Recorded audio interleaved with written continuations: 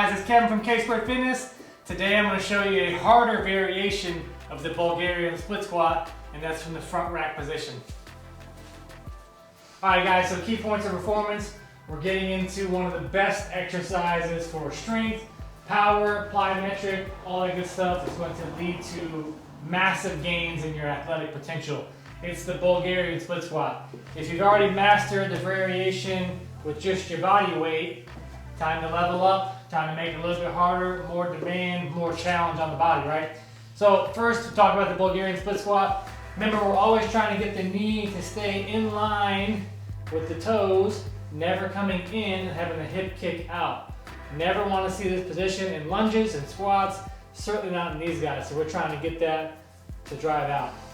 Push the hips through at the top, drive the knee forward, and then I'm trying to intentionally get my knee, this back knee, or excuse me, this hip to get below the knee.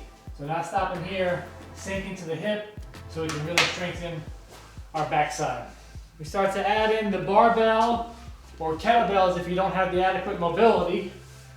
But we'll get into front rack position. That's going to challenge you in your mobility, really challenge your core, and then everything else stays the same. The challenge will be as you go down, if I had weight on here, it's going to really try to buckle me down. That's what's great about this exercise. Not just strengthening your legs, strengthening your core, but really having to posture up. So you'll see actually, whenever I go to stand, I'm going to actually intentionally push the bar up when I stand up. So I'm controlling it down, I'm going to push up to keep my posture from rounding here. Good posture, push up. If you struggle with the mobility of getting into a front rack position and you're just holding on by the wrist, I would not encourage you to do that.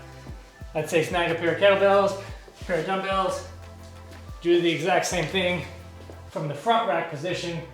That'll serve its equal purpose.